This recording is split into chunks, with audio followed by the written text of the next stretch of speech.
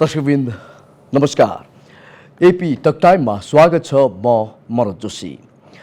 सत्ता र पदको लडाईँका कारण राष्ट्र गम्भीर मोडमा पुगेको छ। नागरिकमा राजनीतिप्रति वितृष्णा उत्पन्न भएको छ। दुर्गन्धित असन्तुलित राजनीतिको बाढी आएको छ राष्ट्रमा। सरकारले प्रतिनिधि सभा विघटन गरेर आगामी वैशाखमा निर्वाचन घोषणा गरेपछि नियुक्त भएका 20 मन्त्रीको पद अदालतले खारेज गरिदिएको छ।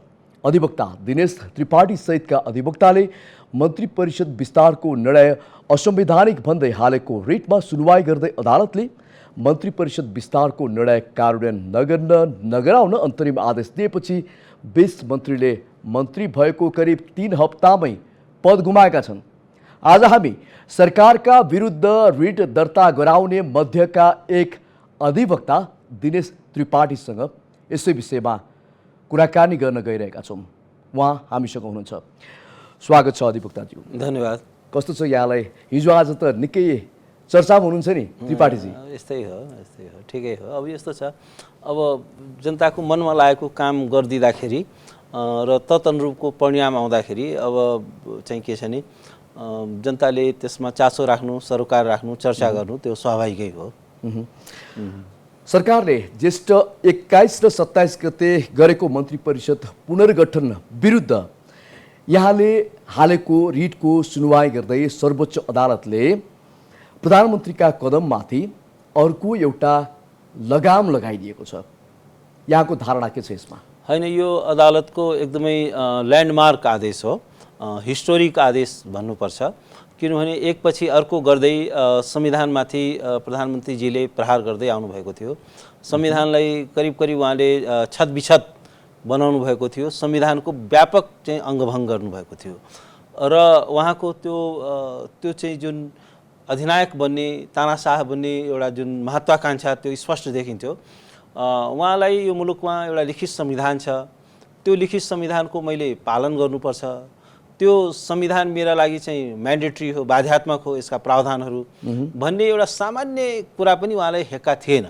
उहाँले यसरी कार्य गर्दै हुनुहुन्थ्यो, यसरी शासन गर्दै हुनुहुन्थ्यो मानव यो देशमा कुनै संविधानै छैन, यो देशमा अदालत पनि छ भन्ने कुराको पनि उहाँलाई त्यसको चाहिँ हेक्का थिएन।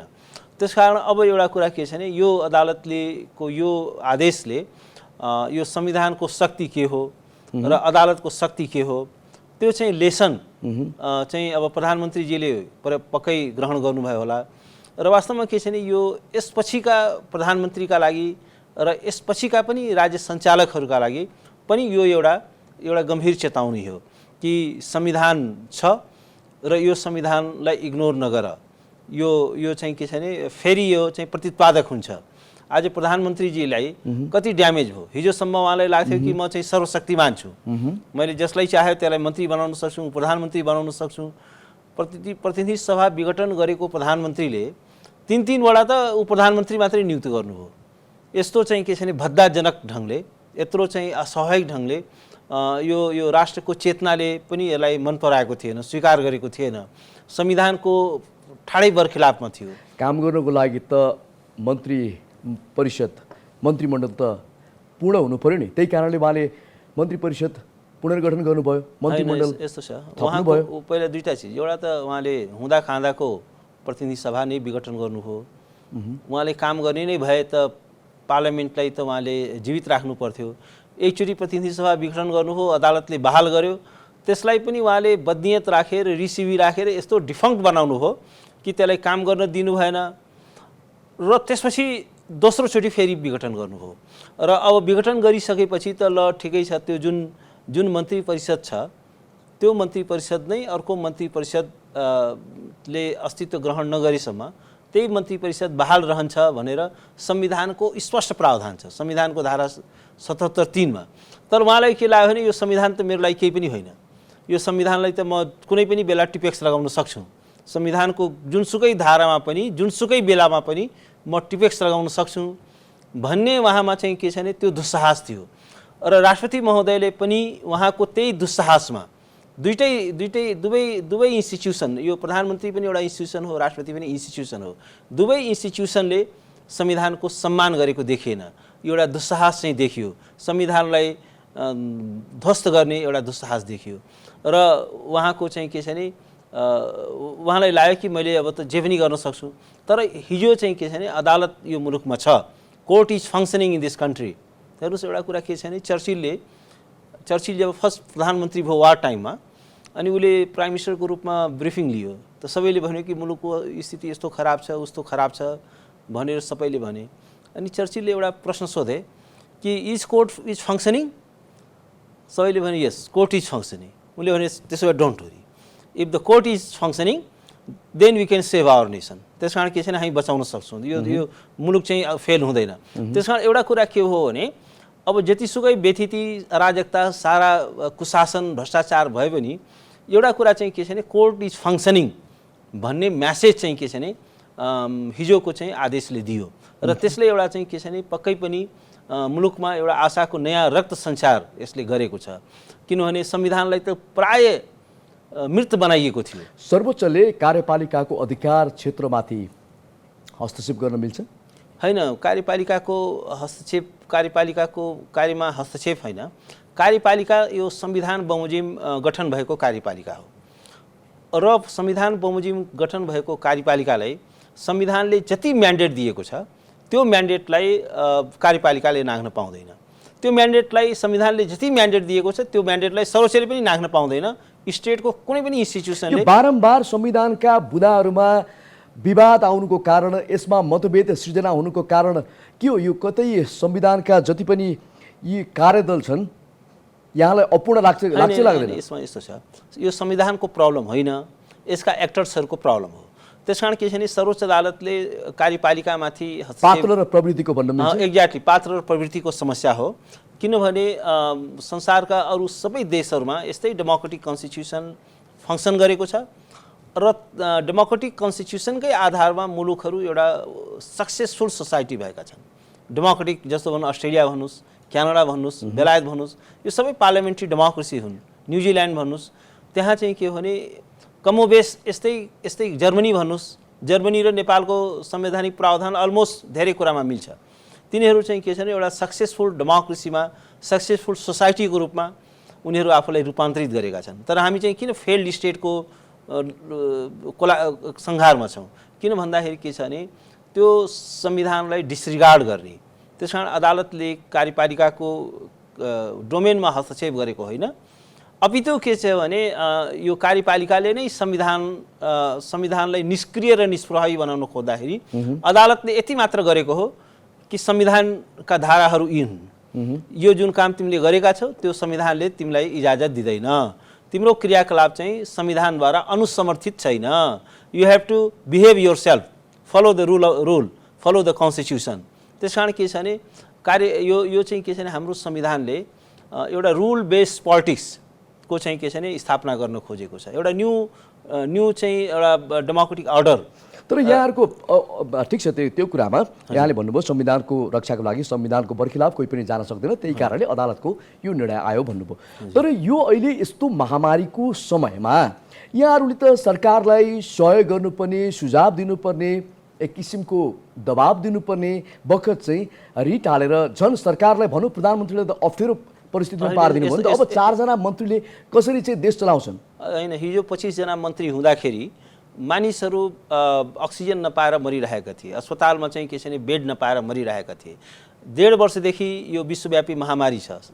WHO ले 1.5 वर्ष अगाडि नै नेपालले चेतावनी दिएको थियो कि Nepal is in high risk भनेर चेतावनी दिएको थियो।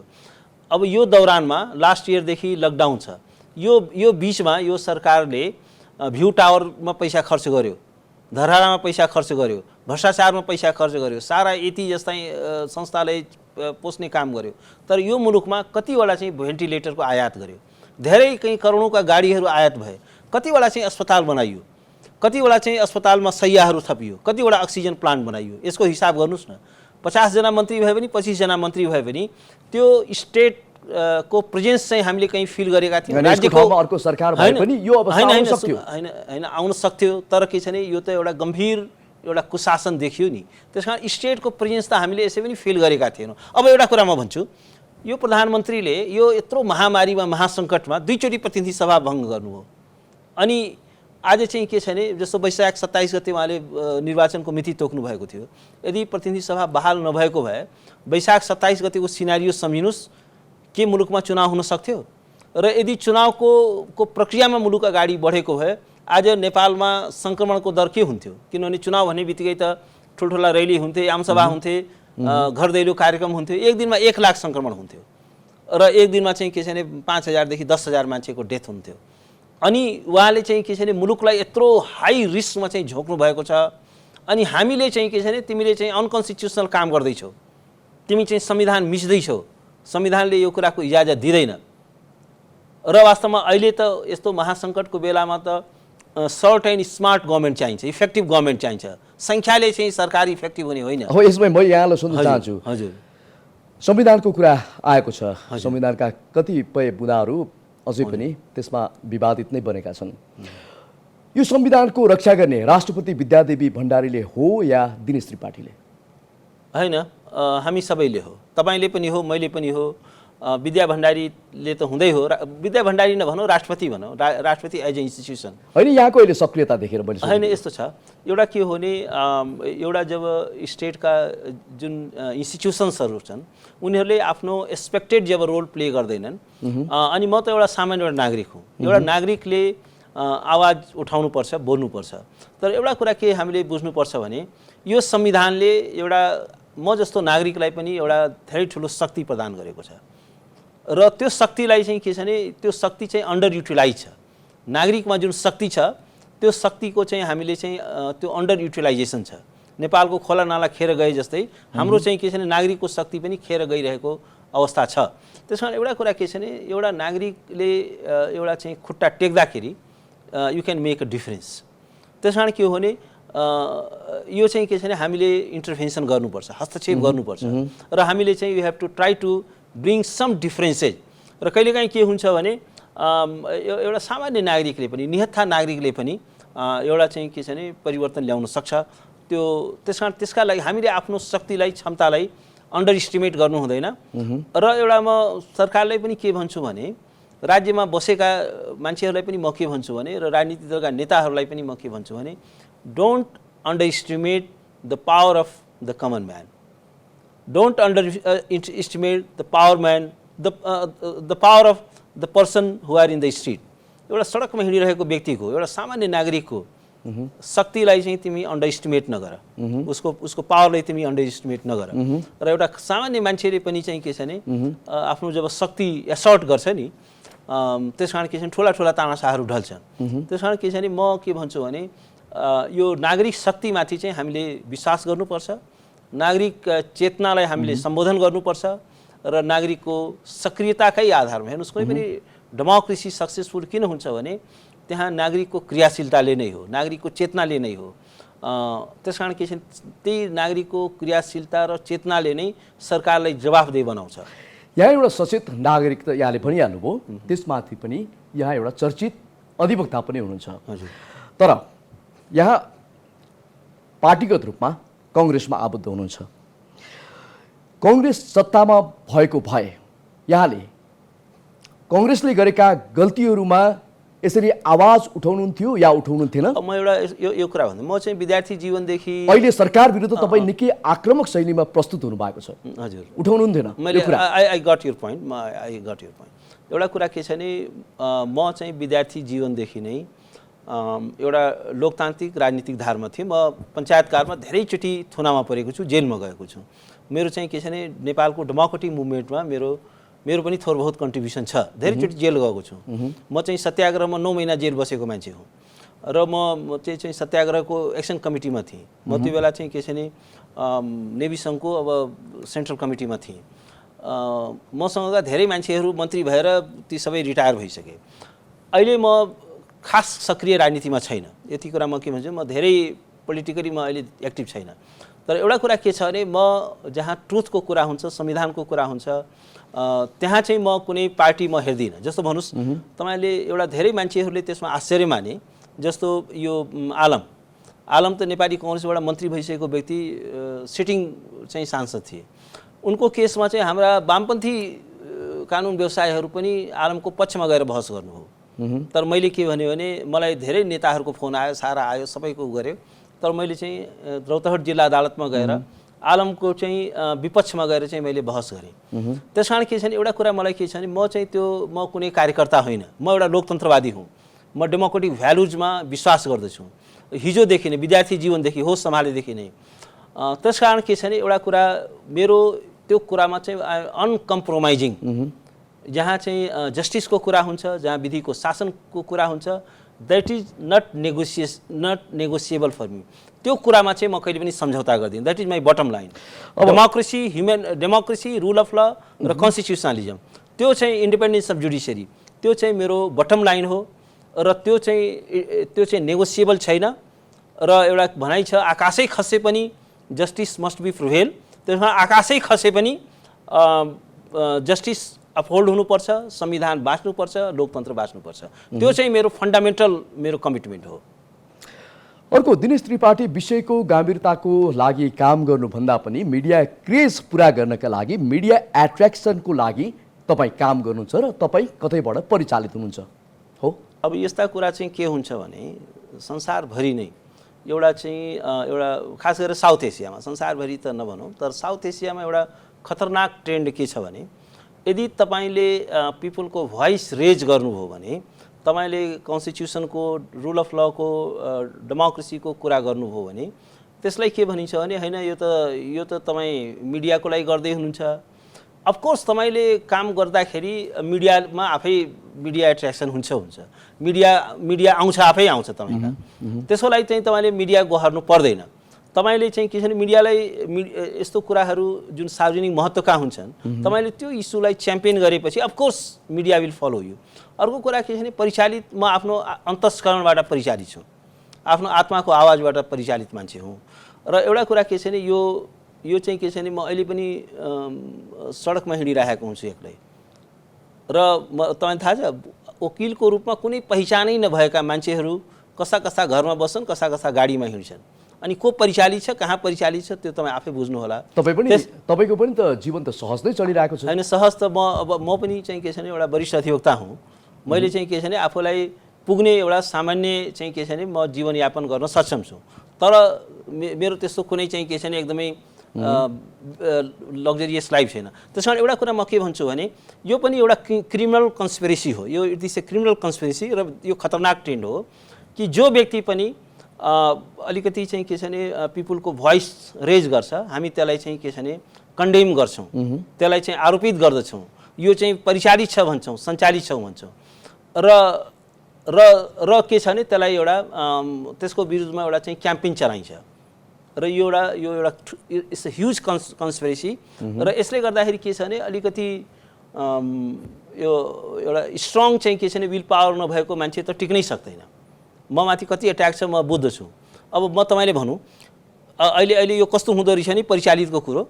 हिजोसम्म जब मैले माओवादीका मित्रहरूलाई म भन्थेँ कि तपाईँहरूले द्वन्द्वकालमा जुन म्यासिभ चाहिँ क्राइम गर्नुभएको छ यसको लागि तपाईँहरू दण्डित हुनुपर्छ। मुलुकमा चाहिँ सङ्क्रमणकालीन न्यायको प्रक्रिया हुन्थ्यो। त्यसपछि उहाँहरूको सारा जत्थाले मलाई के भन्थ्यो, उहाँ त परिचालित व्यक्ति हो है, उहाँ त एकदम विदेशीको यो इसारामा यो कुरा गर्दै हुनुहुन्छ। जब चाहिँ के छ भने अहिले उहाँ र अब केपी ओलीसँगको उहाँको जब झगडा सुरु भयो र त्यसपछि मैले संसद पुनर्बहालीको मुद्दा लडेँ, त्यसमा एडभोकेसी गरेँ, सहारा गरेँ। अनि अहिले केपी ओली अहिले प्रधानमन्त्री राज्यले गरेका धेरै कुरालाई च्यालेन्ज गरेँ। अब अहिले ती मित्रहरू फेरि मेरो प्रशंसक हुनुभएको छ, उहाँ जस्तो देशभक्त मान्छे छैन भन्नुहुन्छ। अब अहिले चाहिँ के छ भने हिजो जब मैले माओवादीलाई एट्याक गर्दाखेरि यो चाहिँ के छ भने एमाले, तत्कालीन एमाले चाहिँ मलाई वाहवाही गर्थ्यो। अब त्यसपछि के भयो भने अब अहिले जब चाहिँ के छ भने जब यो नयाँ कन्टेस्ट सुरु भयो, अब अहिले माओवादीले मलाई का मित्रहरूले पनि वाहवाही गर्छन्। त्यस कारण को परिचालित छ को छैन आफै बुझ्नुहोस् न, होइन? अब परिचालित को एउटा कुरा के छ भने एउटा कुरा के छ भने मेरो चाहिँ के छ भने मेरो चाहिँ स्ट्यान्ड के हुन्छ भने मेरिट बेस हुन्छ, जस्टिस बेस हुन्छ, रुल अफ ल बेस हुन्छ। मेरो कुराले कहिले माधव नेपाललाई पनि समर्थन मद्दत पुग्न सक्छ, कहिले केपी ओलीलाई हुन सक्छ, कहिले चाहिँ प्रचण्डलाई हुन सक्छ। तर के छ भने म चाहिँ आफ्नो कन्साइनबाट डिक्टेट हुने। अदालत वृत्तमा के छ भन्दाखेरि दिनेश त्रिपाठी सुपरिचालित हो भनेर कसैले पनि विश्वास लाग्दैन र अब नलागोस् त्यसमा म धेरै सफाई पनि दिन चाहन्न। अहिले तपाईको काम गराएर हेलमेल शंकास्पद देखियो भन्ने कुराहरू पनि आउन थालेको छ। काम गराई र तपाईको हेलमेल पनि शंकास्पद छ, तपाई कुनै अदृश्य शक्तिबाट परिचालित व्यक्ति हो पनि भन्छ। ठिकै छ, त्यही कारणले ठिकै छ। म के भन्छु भने अब अहिले चाहिँ के छ भने यो राज्य कसबाट सञ्चालित छ, यो अहिले सत्तामा भएका व्यक्तिहरू कोबाट सञ्चालित छन्। म चाहिँ के छ एउटा सामान्य व्यक्तिलाई के सञ्चालित गर्नु पर्यो जब राज्य नै सञ्चालन गरेको ठेका लिएर बसेको छ। शक्ति केन्द्रसँग यहाँको कतिको सम्बन्ध? मेरो कुनै सम्बन्ध छैन, तर एउटा कुरा के 2017 सालमा कांग्रेसबाट टिकट त लिनु भएको हो नि यहाँले? हैन, टिकट लिएको हो, अफकोर्स लिएको हो। तर अब कांग्रेस, तर एउटा कुरा के छ भने मैले भने नि तपाईलाई, कांग्रेस मेरो चाहिँ के छ भने भ्यालु बेस्ड, म चाहिँ के छ भने मेरिट बेस्ड हो। म चाहिँ के छ भने कांग्रेसले गलत काम गरे पनि, एमालेले गरे पनि, माओवादीले गरे नि, जसले नि गरे नि, गलत कामको चाहिँ के छ भने आई विल नेभर सपोर्ट। तपाईले हेर्नु न, आलमको बारेमा सारा वामपन्थी मित्रहरू त जानुभयो नि, दौडेर लाइन लागेर बहस गर्न जानुभयो नि, तर म त्यसको एगेन्स्टमा गएँ। त्यसकारण बुझ्नुहोस्, अब एउटा के छ भने ल तपाईँले म च्यालेन्ज दिन्छु, तपाईँको मिडियाले म च्यालेन्ज दिन्छु, मलाई चाहिँ यो प्रुफ गरेर देखाउनुहोस् कि उहाँ चाहिँ सञ्चालित हुनुहुन्छ, उहाँले यो जुन आवाज उठाउँदै हुनुहुन्छ, बोल्दै हुनुहुन्छ, यो सबै चाहिँ एउटा डिजाइनमा हो भन्ने कुरा तपाईँले साबित गर्न सक्नुभयो भने म चाहिँ के छ भने म चाहिँ ओकालतै छोडिदिन्छु। त्यो मेरो प्रण हो। तर म चुनौती दिएर भन्छु कि ती पात्रहरू मेरो सामने आएर भन्नु पर्यो। त्यसै चाहिँ के छ भने परिचालित छ, सञ्चालित छ, यो रेडिमेड कुराहरू नगर्नुहोस् के। This is very readymade. सुन्नुहोस् न, तपाईँ पत्रकार हुनुहुन्छ, सुन्नुहोस् न, तपाईँ पत्रकार हुन्छ, तपाईँ पनि सञ्चालित हुन्छ, यो मिडिया पनि सञ्चालित छ, सबै सञ्चालित छ, होइन? त्यस कारण यो यस्तो कुराहरू गर्नु भनेको चाहिँ के छ भने एकदमै इट्स अ भेरी अनफर्चुनेट। होइन, सुन्नुहोस् न, यस्तो कुरा होइन, सुन्नुहोस् न, जस्तो अब अहिले मेरो कदमले केपी ओलीजीलाई धक्का लाग्यो। अफकोर्स उहाँले त मलाई बदनाम गर्न खोज्नुहुन्छ, उहाँले त कुनै कसर बाँकी राख्नुहुन्न। उहाँद्वारा परिचालित जुन पात्रहरू छन्, अफकोर्स उनीहरूले मेरो विरुद्धमा विश्वमन गर्छन्। उनीहरूद्वारा परिचालित जुन मिडिया छन्, उनीहरूद्वारा पालित पोषित जुन मिडिया छ, त्यो मेरो विरुद्ध विश्वमन गर्छ। That's very natural. एउटा कुरा के छ भने, एउटा कुरा के बुझ्नुहोस् भने म एउटा वारमा छु। वारमा हुँदाखेरि तपाईँको चाहिँ एनिमिजले तपाईँमाथि एट्याक गर्छ, फिजिकल एट्याक गर्ला, फिजिकल गरेन भने पनि तपाईँले चाहिँ के छ भने शब्दद्वारा एट्याक गर्ला, त्यो कुरा चाहिँ म मानेर हिँड्छु। तर एउटा कुरा के छ भने उहाँमा अलिकति पनि नैतिक शक्ति छ भने त्यो कुरालाई प्रमाणित गरेर देखाउनु पर्यो नि त। त्यसै सबैलाई चाहिँ के उहाँ पनि परिचालित हुन्छ, उहाँ सञ्चालित हुन्छ। म प्रश्न गर्न चाहन्छु, केपी शर्मा ओली कोबाट सञ्चालित हुनुहुन्छ? कोबाट सञ्चालित भएर उहाँ दुई चोटि प्रतिनिधि सभा डिजल्भ गर्नुभयो? कोबाट सञ्चालित भएर चाहिँ के छ भने उहाँ त आफै सरकार प्रमुख हो, उहाँलाई कसले परिचालित गर्नु पर्यो? कोबाट सञ्चालित हुनुहुन्छ? तपाईँ त्यसपछिका घटनाक्रमहरू हेर्नु, भन्नुस् न, कोबाट सञ्चालित हुनुहुन्छ उहाँ? त्यसकारण के छ भने, त्यसकारण एउटा कुरा के छ भने हैन, राज्य कोबाट सञ्चालित छ, कसरी चाहिँ के छ भने उहाँले एकपछि अर्को यो चाहिँ के छ भने संविधानलाई नै ध्वस्त गर्ने चाहिँ कदम चाल्दै हुनुहुन्छ। त्यसकारण अहिले त्यो जटिलतामा म जान चाहन्न, हैन? तर यो कुरा चाहिँ के छ भने एउटा सामान्य विवेक भएको, सामान्य एउटा चाहिँ राजनीति बुझ्ने मान्छेले पनि यो कुरा चाहिँ अनुमान गर्न सक्छ, बुझ्न सक्छ कसरी घटनाक्रम चाहिँ परिवर्तन भयो, घटनाक्रम नेपालको पोलिटिक्स कसरी चेन्ज भएको छ। र हिजो चाहिँ के छ भने ओलीलाई, जस्तो यही महन्त ठाकुर, राजेन्द्र महतो एन्ड कम्पनी, हिजोसम्म ओली भनेको चाहिँ के छ भने यो मधेसको सबैभन्दा ठुलो शत्रु हो, योसँग हाम्रो कुनै सहकारी हुन सक्दैन। र ओलीका विरुद्ध दिनरात उहाँहरू चाहिँ विष ओमन गर्नुहुन्थ्यो। आज रातारात कसरी चाहिँ के छ भने केपी ओली उहाँहरूको लागि चाहिँ के छ भने यो चाहिँ आराध्य देव हुनुभयो, कसरी हुनुभयो, कुन शक्ति छ, त्यो कुरा बुझ्नु पर्यो नि, एनालिसिस हुनु पर्यो नि।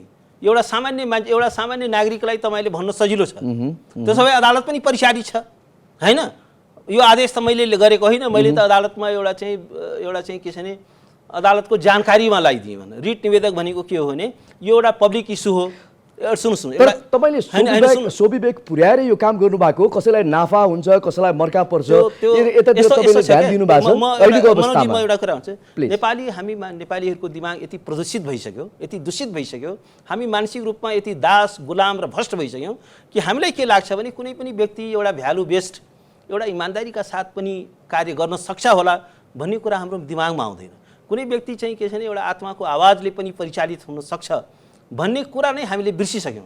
हामी के छ भने हरेक मान्छे यति यति करप्ट भइसक्यो, यति परिचालित भइसक्यो, यति सञ्चालित भइसक्यो, आफ्नो एउटा चाहिँ रोटी जुचाउनलाई कहीँ न कहीँ 50 ठाउँमा कम्प्रोमाइज गर्नुपर्ने अवस्था भइसकेकोले अब एउटा मास करप्सन भइसक्यो।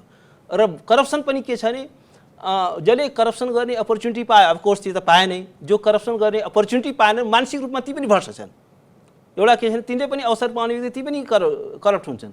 र उनीहरूको साइकीले, मनोविज्ञानले यो कुरा स्वीकार गर्न तयार छैन कि एउटा व्यक्ति चाहिँ के छ भने एउटा चाहिँ क्रुसेडर भएर एउटा चाहिँ आफ्नो आत्माको आवाजमा, एउटा स्वविवेकमा, एउटा चाहिँ संविधानको एउटा सुप्रिमेसीको लागि, एउटा विधिको शासनको एउटा डिफेन्सको लागि पनि चाहिँ के छ भने चाहिँ सेल्फलेसली बोल्न सक्छ, आवाज उठाउन सक्छ, कार्य गर्न सक्छ। त्यो कुरा हाम्रो साइकोलोजीले स्वीकार गर्दैन। द्याट इज यो पनि अर्को खतरनाक तत्त्व हो कि अर्को खतरनाक चाहिँ ट्रेन्ड हो सोसाइटीमा।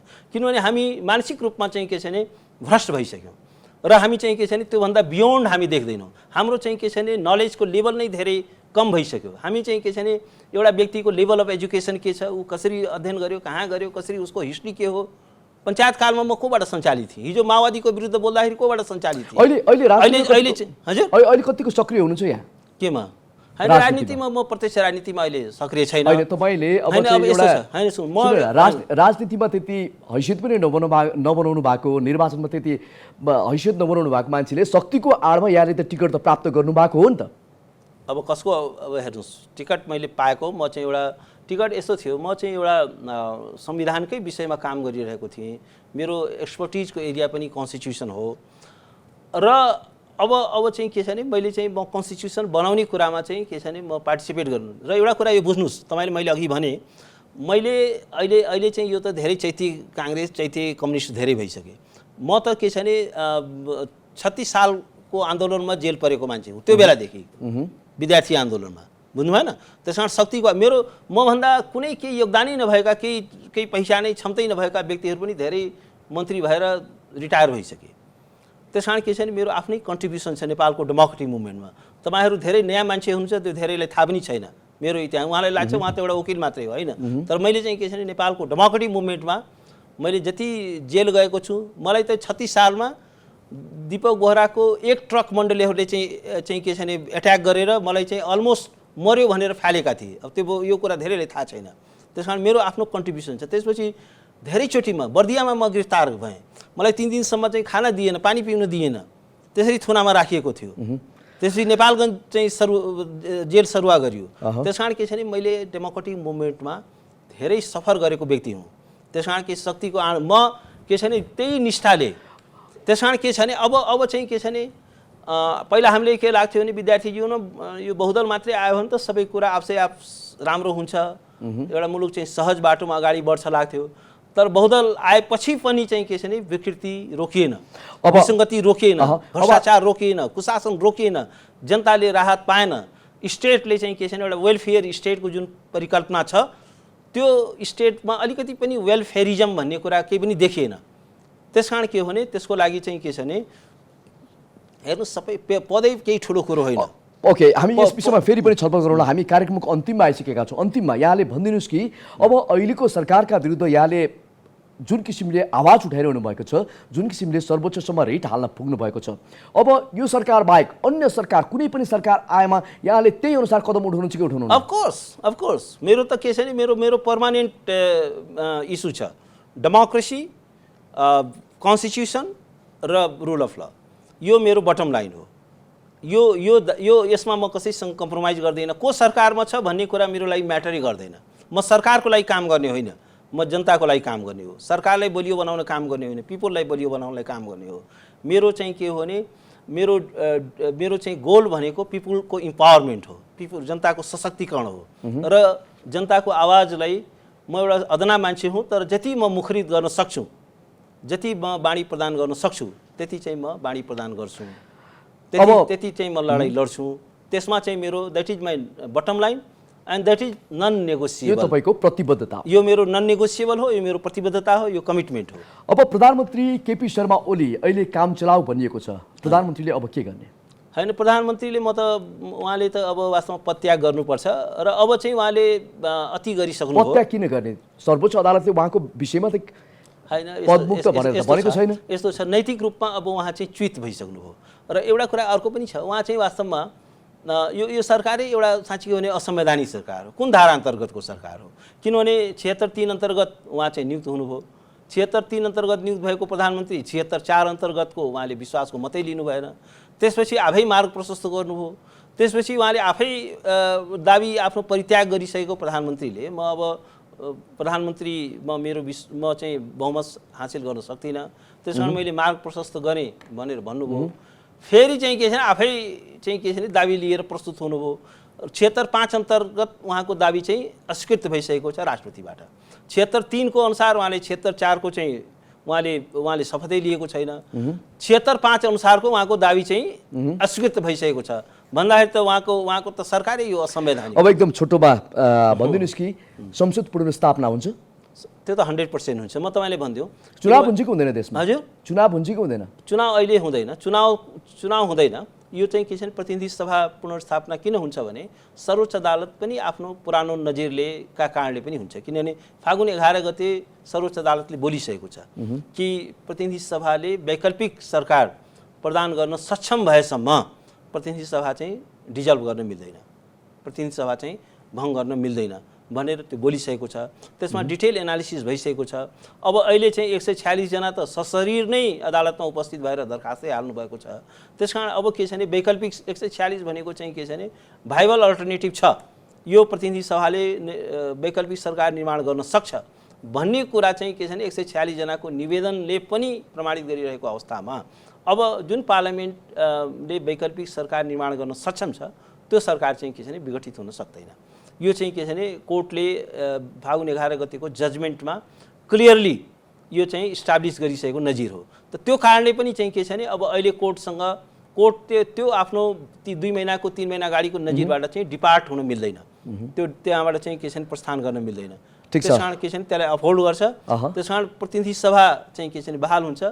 प्रतिनिधि सभाले आफ्नो नयाँ प्रधानमन्त्री बनाउँछ, नेता बनाउँछ। त्यसकारण अब करिब म के भन्छु भने हिजोको अदालतको आदेशले इट्स एन्ड अफ द ओलीको जुन यो शासनको भ्रष्टाचारको व्यथितिको जुन युग थियो अब करिब अब चाहिँ अन्त्य भयो। अब हामी चाहिँ अर्को चाहिँ फेजमा प्रवेश गऱ्यौँ। हस् त्रिपाठीजी, यहाँसम्म आएर आफ्ना महत्त्वपूर्ण भनाइराख्नु भयो, त्यसको लागि यहाँलाई धन्यवाद। Thank you so much. बोलाउनु भयो, विचार राख्ने मौका दिनुभयो, धेरै धन्यवाद। हस् दर्शकवृन्द, आज हामीले कुराकानी गऱ्यौँ समसामयिक राजनीतिक विषयमा र अहिले सरकार विरुद्ध रिट दर्ता गराउने मध्येका अधिवक्ता दिनेश त्रिपाठीसँग हामीले कुराकानी गऱ्यौँ। उहाँको रिटको सुनवाई गर्दै सर्वोच्च अदालतले पछिल्लो अवस्थामा मन्त्री बनेका 20 जना मन्त्रीको मन्त्री पदमुक्त गरेको छ। यिनै विषयमा छलफल गर्दै थियौँ। हामीसँग हुनुहुन्थ्यो अधिवक्ता दिनेश त्रिपाठी, AP1 हेर्दै गर्नुहोला। नमस्कार।